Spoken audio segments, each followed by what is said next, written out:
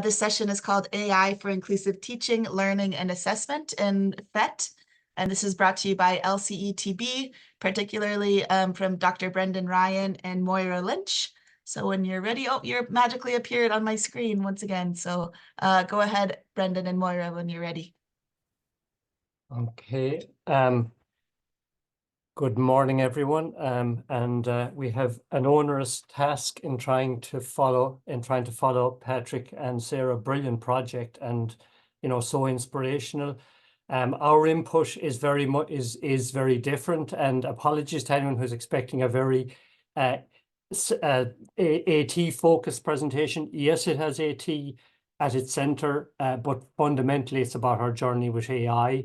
And of course, AI plays a fundamental role in relation to AT. So it's an overview of our journey and a case study in Limerick and Clare. I'm wondering if my screen share is working. Just do a double check and I'll start my slideshow. So yeah, that's perfect, Brendan. Yeah. Thank you. So I'll introduce myself first. My name is Brendan Ryan. My colleague Maura will come on later, and I'm in again at the end. So I'm the TEL support officer with Limerick and Clare ETB. I've worked in this sector for quite some time in adult education and training. So just to give you an overview, I suppose, of what we're going to do today, we're just going to present our story of what's happened in the last 18 months, and it's hard to believe it's 18 months since. And it's not the launch of AI, because I'm going to speak to that in a minute, but since I suppose AI since some fundamental changes have happened in relation to AI, and which we've all seen in our work. And, we went through a journey where we started with looking at an initial focus on assessment, and Maura's going to speak to that in a little while. So a lot of our early work, particularly after a month or two of awareness raising, was around the assessment and guidelines around AI and assessment. Since then, we've moved on to look at the other ways in which AI impact on our work. And, it's not, throughout the journey, we were looking at all aspects, but I suppose the initial focus was on assessment for understandable reasons that I'll look at later. We gave a version of this presentation to FES previously, slightly different, but we used Prezi on that occasion, and we had an AI timeline. And you'll be glad to know I'm not going to start in 1956, but I suppose the reason for having 1956 in the timeline is the term artificial intelligence was invented, or was first coined in 1956 by a guy called John McCarthy from Boston. His father was from Kerry, so like all intelligences maybe are founded in Kerry, I don't know, but very interesting story. But something fundamentally has been changing in the last number of years, and particularly since the launch of ChatGPT. I listened to Ailish yesterday, and she was speaking about the likes of Seeing AI. That's 7 years old. So a lot of AI tools, a lot of stuff we're using, Immersive Reader, Dictate, etc., are about 8 years old. So AI, it's been, it wasn't invented in 2022, but something fundamental is happening since 2022. And I suppose that November the 30th, 2022 was when ChatGPT was launched. And these are a few headlines from that particular time. Is it a game changer or a threat? Is it time to panic over AI? And the final one below is from a journal article, asking whether AI is, whether effectively it's spewing falsehoods, or is it the end of traditional assessment as we know it? So there was an immediate kind of a threat to the integrity of assessment seen by many in the education sector. And, that was the immediate reaction to kind of the launch of ChatGPT in 2022, which many of us will remember. So in Limerick and Clare ETB, what was our response to this? I like to think one thing that we're good at in our ETB is our work is informed by our values, and at the top right are our public sector values. My colleague Yvonne Haverty is Head of Active Inclusion, AO, with responsibility for active inclusion, would lead the organisation in terms of ensuring that values underpin everything we do. And so from the beginning, you know, we were trying to take one step back from AI and see what potentially impact it would have in the sector. So initially our work was around starting chats within our teams and with our communities of practice. In the Tell Support Service, we have a show and tell, which they're effectively 20-minute lunchtime sessions. And we had one of those exploring ChatGPT, where I played the role of a teacher, and two of my colleagues, Cohen and Marie, were morally good student and a morally questionable student using AI. So we immediately started the conversation with staff around, you know, awareness raising that these tools existed. We also, in February 2022, about 3 months after, we had an event for all management staff that was around the digital transformation of FET. And we invited Keith Quill down, and he gave an input on AI. So that was where, I suppose, we raised awareness among managers about the impact of AI, the potential it had for inclusion, the potential it had for the potential threat that people saw around assessment. And we'll say why it didn't turn out to be such a big threat afterwards, and Maura will refer to that more as she speaks. I suppose, as I mentioned earlier, while we were looking at AI from every aspect, and an immediate focus was definitely on assessment. And when it came to assessment, I'm here speaking, you know, today, but I'm speaking on behalf of a very large number of people who were involved in this project. So any of these anyone that you see on screen, I'm not going to name them, could have given this presentation. And Maura equally, you know, from the quality assurance side, Maura will introduce her in a second, you know, many of her colleagues could have spoken as well. So this was really a collaborative endeavor, and everything we did, you know, we helped and supported each other, including our learning hubs and our AISS service, which we're really lucky to have in Limerick and Clare ETB. So this is my final slide before I hand over to Maura, and I'll be back and talk to you later. But I suppose what we immediately realized was that we needed to give some clear guidance to staff. And so what we started to do was look at how do we guide staff, and particularly how do we guide staff around assessment.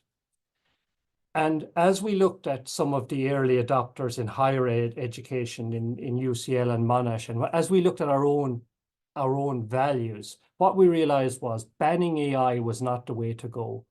And in fact, promoting the use of AI for inclusion, building more universal design for learning approaches, and reinforcing what we were currently doing was really the approach we needed to take. And with that in mind, the Tell Support Service with the QA Support Service drafted guidelines. We circulated them to managers, to learning practitioners, to learning hub staff who were involved in supporting learners. And we got a final version approved in March of 2023 of those guidelines, which are available to you, and I'll share with you at the end of this presentation. We've since had a version 2, and we'll talk more. We'll bring you on the journey from version 1 to version 2 and the PD program that influenced the development of those guidelines. So I'm going to hand you over now to Maura, who's going to, I'll keep control of the presentation, and you can tell me when to move forward, Maura, who's going to speak a bit more to the development of those guidelines and the professional development program that followed. Thank you, Brendan. Can everybody hear me? Yeah. Yeah, good. Great. So my name is Maura Lynch, and I'm here with Brendan. As Brendan said, I work in the Quality Assurance Support Service. Brendan works in the Tell Support Service. So what we did was we worked together, a group of us worked together to come up with these guidelines. Now, I think the image here says it all, because this really was, you know, how do we balance this? This is a very tricky area back, you know, back in March, May of last year, when we started developing these guidelines.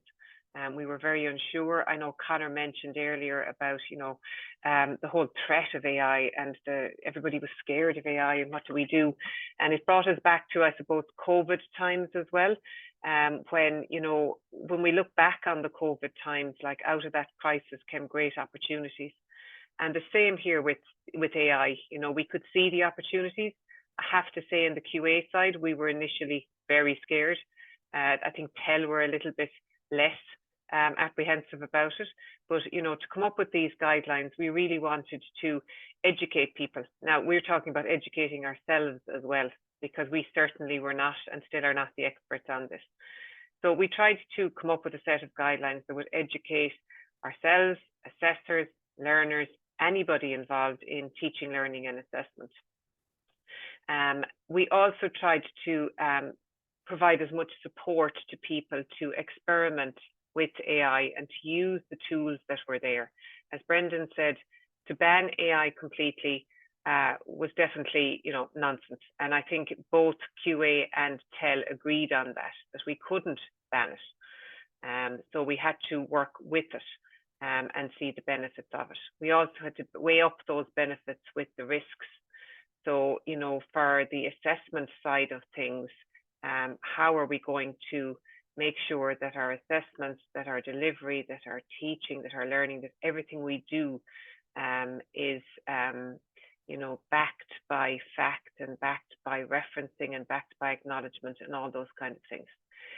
Well, I also mentioned there we wanted to diversify delivery and assessment, and I really saw the benefits of this.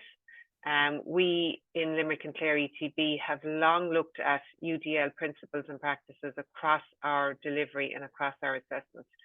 It worked really well during COVID because people were doing lots of different things without really realizing what they were doing, and it was fantastic.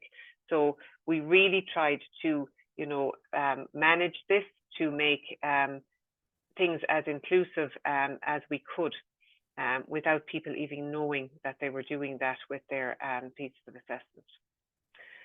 So you can move on there, Brendan. So this slide then, we came up with, as part of our guidelines, there was 4 proposals we came up with for using AI in assessment. And just to mention this, that Brendan created this video using AI.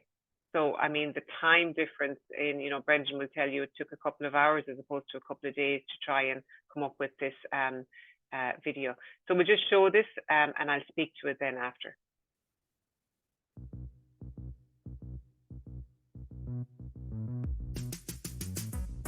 Have you ever wondered about the impact of AI on assessment in further education and training? Let's explore the responsible and ethical use of generative AI.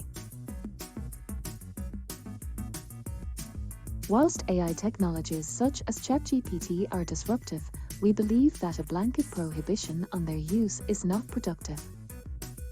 We need to support learners and staff to use them ethically, critically, and transparently. To specify the extent to which generative AI can be used in an assessment, there are 4 options. 1. Prohibit the use entirely. 2. Restrict the types of generative AI tools that can be used. 3. Restrict the ways of using AI, or 4. Have no restrictions whatsoever. Restrictions should be based on educational reasoning and intended learning outcomes. Learners must acknowledge the use of generative AI in the creation of material. They should be taught to include a declaration of use that explains what technologies were used and how they were used. Our advice to teachers is to try out generative AI for themselves and explain what is acceptable and unacceptable in terms of AI use. It's about equipping learners with skills to critically engage with technologies.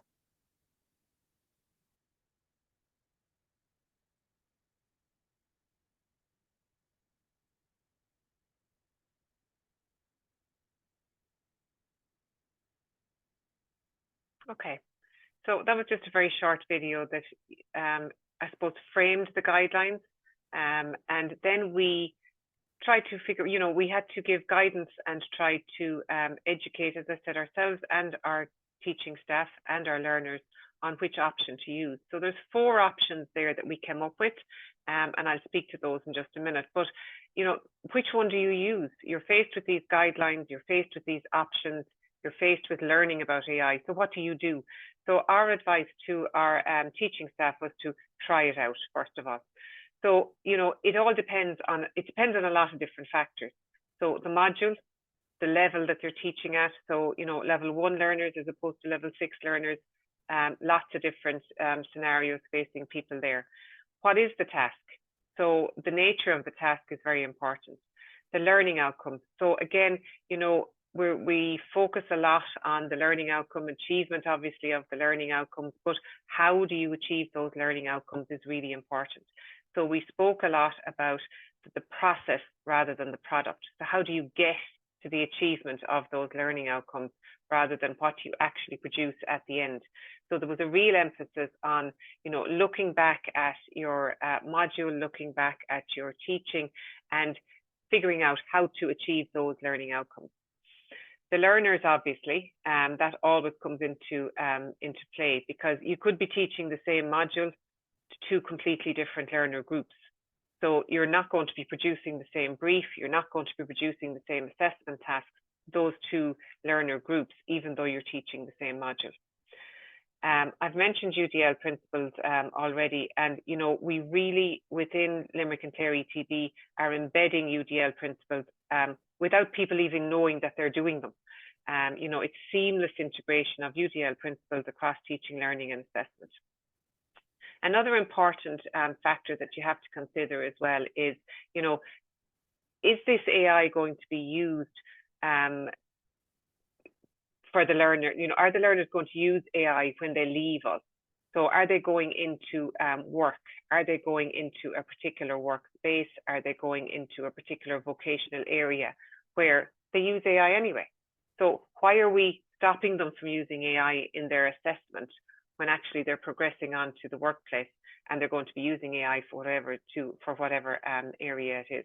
So the progression routes of the learners is very important. Are they vocational, non-vocational learners? And, you know, at the end of the day, it's building confidence for the teaching staff, confidence for the learners, you know, and knowing that there's support there to help them through this. So they were just some of the options that we spoke about during our professional development. So we mentioned 4 options there for the use of AI. So in the video, we're talking about restricting all use of AI, then restricting the types of AI tools, then restricting the ways of using AI tools, and then there's no restrictions. So on the right-hand side there, we gave examples of text to be used in an assessment brief for our teaching staff. So if you were restricting, for example, if you're taking option 1, you're restricting all use of AI, in your assessment brief for your learners, you state that generative AI tools cannot be used in this assessment task. In this assessment, you must not choose generative AI to generate any materials or content in relation to the assessment task, and down along. So, you know, we gave people the wording, we gave people exactly what text they could use for their assessment task. Okay, it's also important to acknowledge the use of AI, because, you know, AI is not a person. How do you do this? And this was something that, you know, in our first iteration of our guidelines, we said that you needed to acknowledge the use of AI. How do you reference it? What do you do? So we came up with examples there in our guidelines where there was a prompt, for example, you know, describe the difference between assertive, aggressive and passive behavior. That was the assessment. The AI response was there, and the last bullet point then just references the AI and the date that it was accessed. But we've since moved on from that, and Brendan will speak to that in a little while.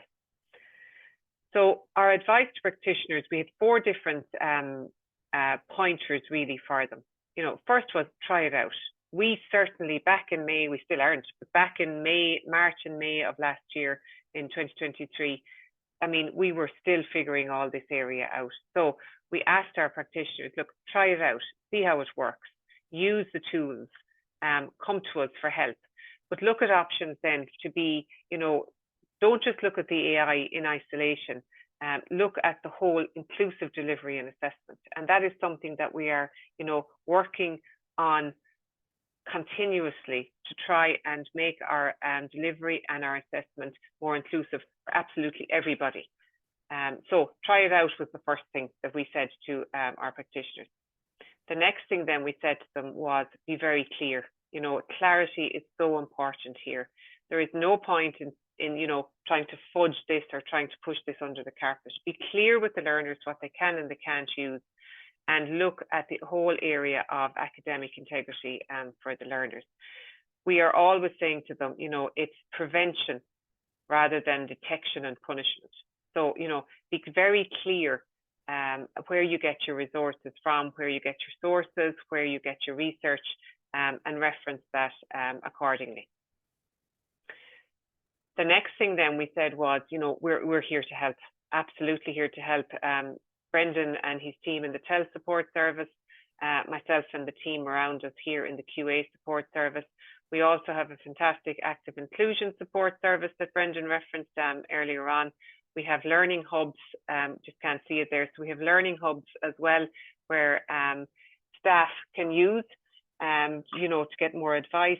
We have our assessment procedures across the organisations that still apply. So that would be for the likes of reasonable accommodation, extenuating circumstances, compassionate consideration, extensions for assessment.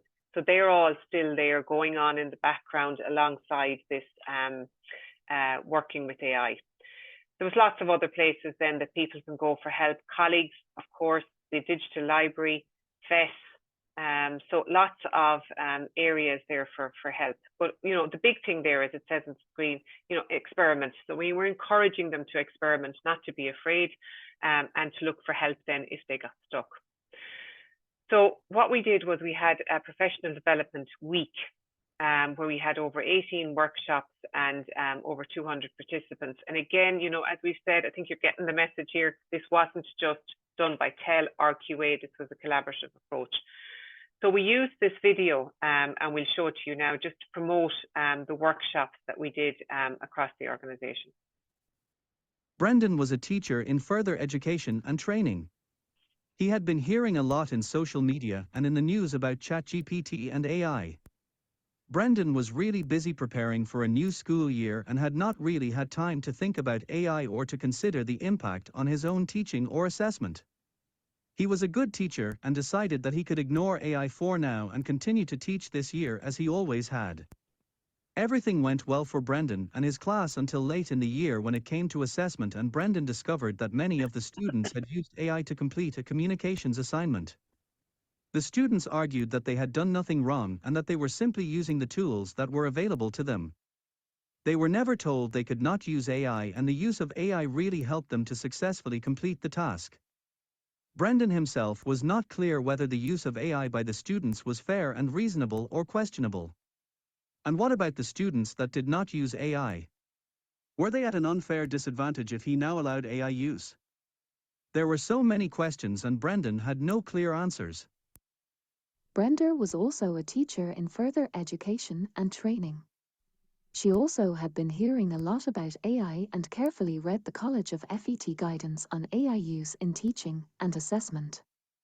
Before she began to assess the learners in her class, Brenda revisited all her assessments and made changes so that it was clear for her and her learners when, where and how AI could and could not be used. She attended the College of FET workshops where teachers shared their approaches to assessment and learned all about best practice.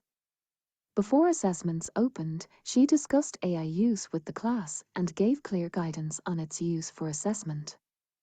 The result was that the learners were really clear about when, where and how they could use AI, and Brenda could be confident that the class maximized the use of AI but in a way that did not compromise the assessment. Which teacher are you? Are you a Brendan? Or are you a Brenda? Don't be a Brendan and stick your head in the sand. It may be too late before you address the issue of AI use. Attend our show and tell next week if you can, and register for our upcoming workshops, which will be in late October and early November. More details to follow. Thank you for watching.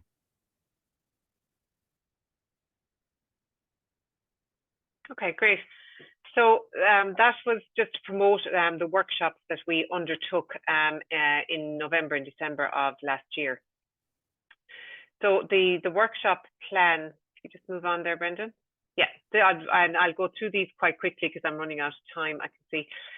So we had workshops across the organization where people got a chance to chat and to talk about the guidelines, look at case studies, and then do hands-on activities. But to be quite honest, those hands-on activities didn't work because we did more discussions about AI and discussions about the guidelines and how the guidelines were going to work. And we also visited centres then across the organisation that couldn't attend a lot of these workshops afterwards. So what we did was we had briefs. So we had sample briefs mocked up before AI and after AI. And in the text there on the screen, you'll see the instructions, which is part of an assessment brief.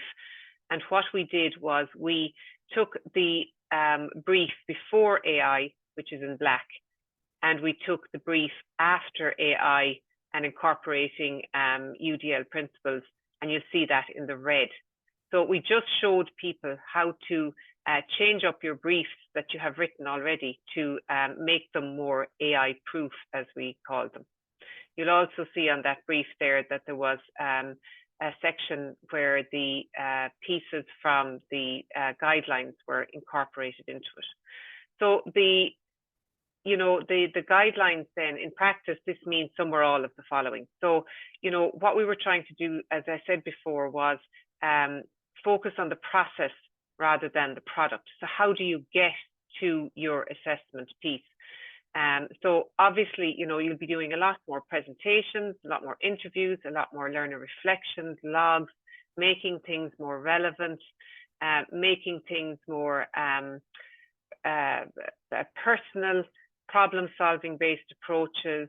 Case studies are always a really good way to assess learners because they do have to show their understanding at all different levels.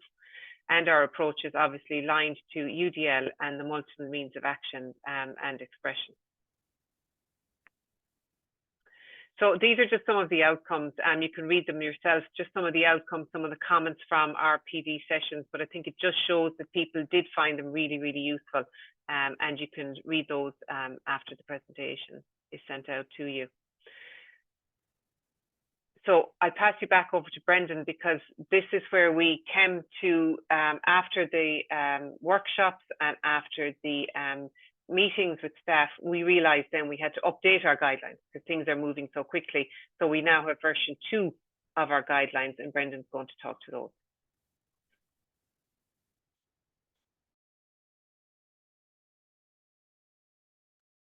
Sorry, just realized I was muted. Thank you, Maura. Yeah, so I suppose out of all that process over the bones of a year, from when we started, or 6 or 8 months in terms of TEL and QA working together on guidelines, on the professional development that surrounded those guidelines, and the end of the process. The development of the second version of the guidelines, the great thing about it from my perspective, I had a fear at the beginning that there'd be a rush to exams. And we all know for many learners, particularly those who maybe have AT requirements and who get the most from AT, that exams, we always need to make accommodations with exams. They're not necessarily the most suitable means of assessment. In fact, our lived experience throughout was that AI actually reinforced principles of UDL. And I think it was a really valuable experience for us. My fear that a rush back to exams would happen didn't occur. Instead, our values were reinforced, and a focus on exams that are more learner-centered is a version 2 of our guidelines. Actually, I would say are even more in that sphere. So having, I suppose, the initial focus on AI and AI assessment and AI, it's still an ongoing conversation. These guidelines, I'm sure, will be updated again. We're still learning as we go. But you know, AI is a course about a lot more than assessment. And, you know, post that project, we wanted to look at moving to a more, you know, a broader perspective on AI, the impact it has on society, the impact it has, you know, on careers. And so we wanted to look at how do we apply our values in terms of ethical and inclusive use of AI, but give pragmatic advice to teachers in relation to that. So out of that came a number of projects, and the one I'm going to mainly speak to today is a project called the Critical AI Project. And this project set out to, I suppose, without even looking at the objectives there, which you can see on screen, there are so many tools, AI tools. I mean, I wasn't lucky enough to be here all day yesterday. I had a clash. I made some of it, but my colleagues shared some of the tools that were shared yesterday. Many of them I hadn't heard of before. Most of them I had, but there are new tools emerging all the time. How do we as a TEL support service know which tools we should be promoting? How do we know how ethical they are? How do we know, you know, and how do we support staff to support learners to get the most from those tools? Those are fundamental questions. So this Critical AI project was about many of those questions. So I'm just going to, I suppose, first maybe have a slide or two addressing why the need for critical AI. These are headlines from 1 week in relation to AI. You know, every day you pick up, you know, you read, you pick up a newspaper. Maybe I'm showing my age. You pick up your social media. There are headlines about asking ethical questions about AI and the way it's being used. And these are just some of them, okay? So we are all aware of the fabulous impact AI is having, and it is, certainly in the world of AT, but we also need to be aware of critical issues surrounding AI.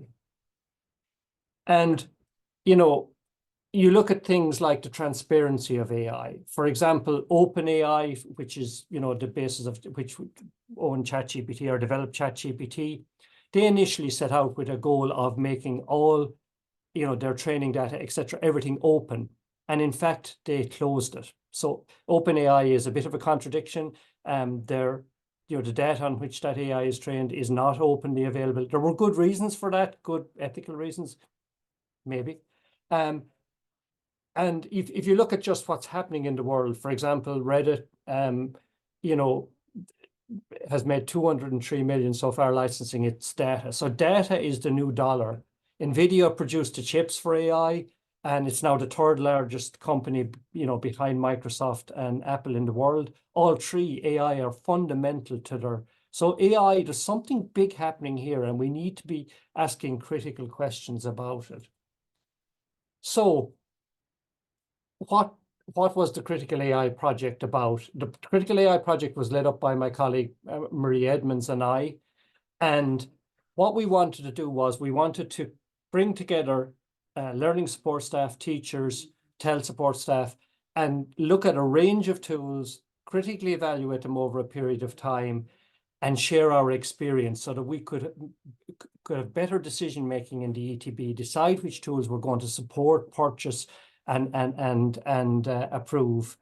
So I'll speak a little bit more to how we did that in the next slides, okay? So as part of this project, we had a number of resources we used. It was effectively a community of practice, and we had a Microsoft team.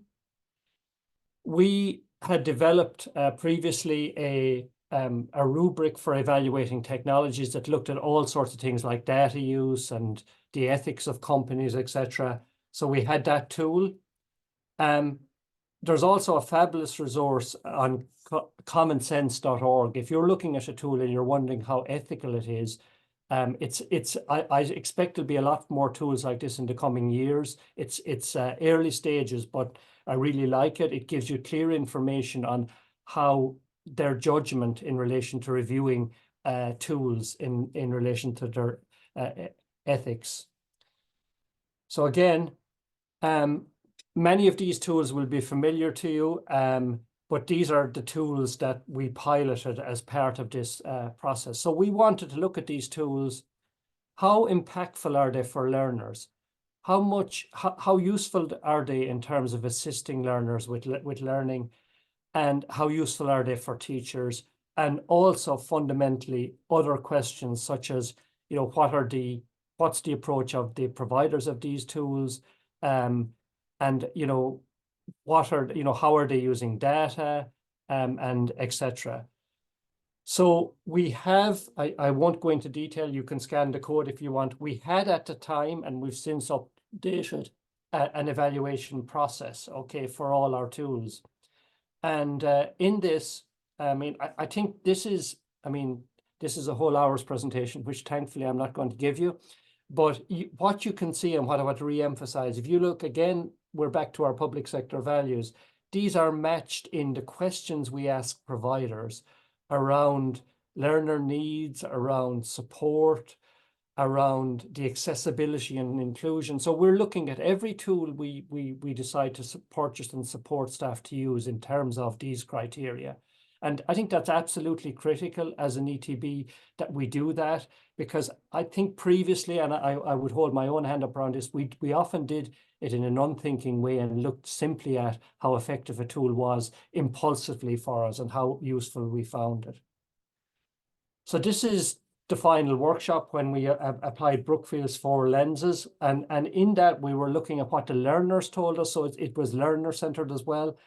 And these are the colleagues who were involved in it, mainly from our learning hubs, from TEL support, and from many of our digital champions. So this was, you know, critical. The involvement of these people was absolutely critical. They were at the heart of the project. Again, I won't dwell on this one too much, but just again, people found the process, I mean, the richness, and in fact, even though we had lots of online meetings and stuff, it was the coming together for the final meeting where they shared their findings that people found the most. There's a richness in human contact that, you know, all the AI in the world can't replicate. So this was what people found most valuable from the project.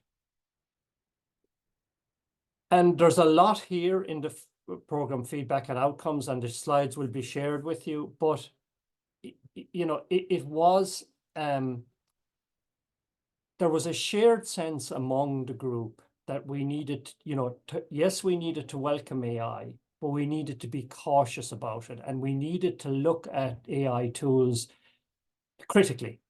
So, I mean, who would not be, you know, blown away by Elise yesterday and you know, Patrick this morning, etc., and the use of tools there. And we've been promoting, you know, particularly the Microsoft inbuilt tools in Microsoft for years, you know, since the last 7 or 8 years.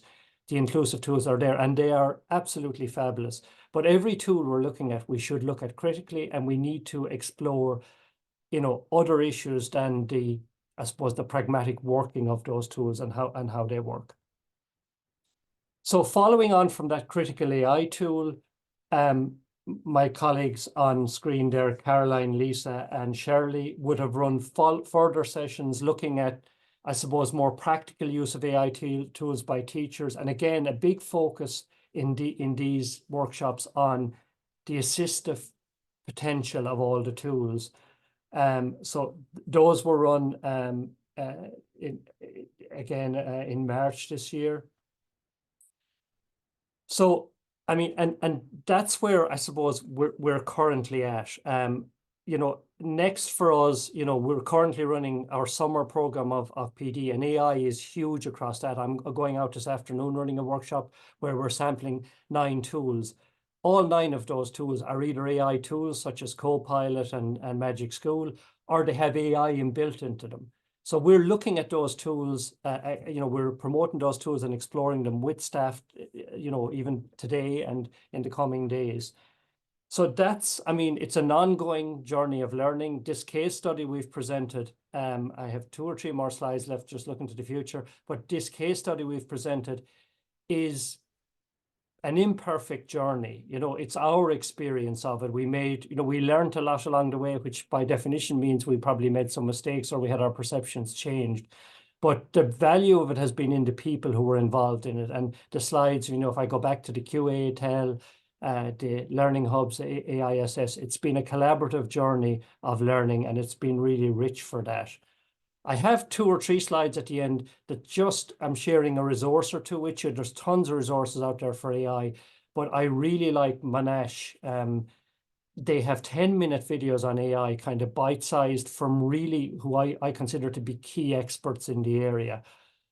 Sorry, before I had one slide that I've forgotten about, apologies, and I'm jumping ahead. But I suppose looking to the big issues ahead, you know, and the reason criticality is going to remain important. This year, like the AI Act from the EU, that lists vocational and education generally as high risk in terms of AI. What that means is tread with care.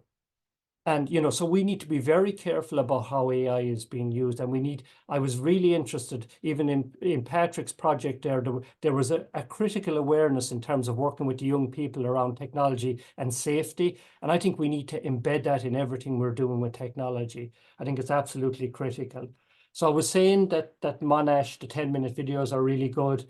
Some key messages for those. I have a minute left, but George Siemens maintains that leadership is really not paying enough heed to AI, and I would agree with him. I think it's central, but not central enough to our consideration. Cyan Bain sees AI as part of a kind of performance measurement and management culture, and I would agree with that too. There's a danger with AI for everything, you know, so for every good, there's also a negative in relation to AI. And really interesting, Kelly Webb Davis asks, can Gen AI help those disadvantaged in English language to overcome? So there's a prejudice, you know, there's bias within AI that reflect human biases, but of course, all of human activity is biased. Can we actually use AI to help overcome bias in society? So I see some number of questions. I'm going to close with just with 2 QR codes. Anyone who wants to see our guidance, our updated version 2 guidance, or our new critical evaluation process map that has changed as a result of this project, so that we will now annually run that project again and put a whole range of tools through it. So I do see a number of questions in the chat. I think we have a few more minutes left, and we're happy to take questions. Maybe I'll hand back to the hosts who can maybe pick the questions they want to ask me, or if they want to share with me. Yeah, perfect. Thank you so much, Brendan and Moira. It was wonderful, wonderful presentation. So much work has been done, and it's great to see kind of a new take and perspective on it. Are there any questions from the audience? I'm wondering. Feel free to raise your hand and unmute yourself.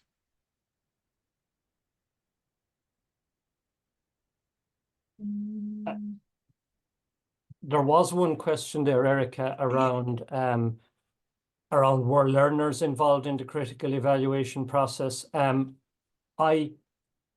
We used in the critical evaluation piece, there were 4 lenses, and one of those was the student's or the learner perspective.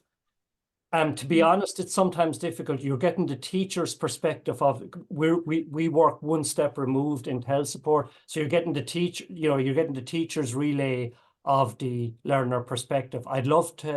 I think the work, you know, the likes of the project we heard earlier that centrally involves learners, I'd love to see even more work at drilling down a bit more and working with learners. I'd love to see that. Just to mention there as well that it would be, I suppose indirectly we would figure out how AI has worked and how these guidelines have worked when our external authentication process takes place, and we get feedback from our external authentication process post-certification. So a lot of our teaching staff have already used our redesigned assessment briefs. So they're using them already. They're not mandatory until September to give people a chance to bed them in, but a lot of our staff are using them already. So we should have a lot of feedback from the June QQI certification period on how that process has worked. Cool. Yeah, that's good. And that's kind of ties it back into the UDL practice of making sure you're bettering your practices and looking at the feedback. So yeah, all kind of related. Yeah. There is a question here from Rebecca, and it is, what was the platform you used, Brendan, for the video? It's Beyond. You know, as Maura said, I mean, the second video was much higher quality than the first one because Gregoria, who's our expert in terms of video production, would have developed that. But you know, it even allowed an amateur like myself to produce a video in I think less than 2 hours. That would have taken me definitely a day.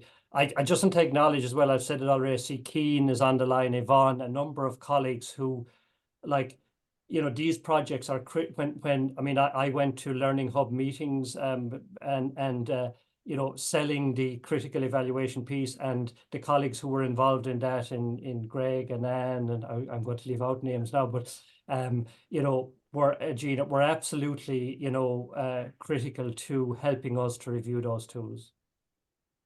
Yeah. Perfect. And just another one here from Adele, who's wondering, do you have any issues with the use of Gen AI from your IT systems? Interesting one. Like we have a great relationship with our IT department, and these are ongoing conversations. You know, like we have to do data protection impact assessments for tools that we're using, but rightly so.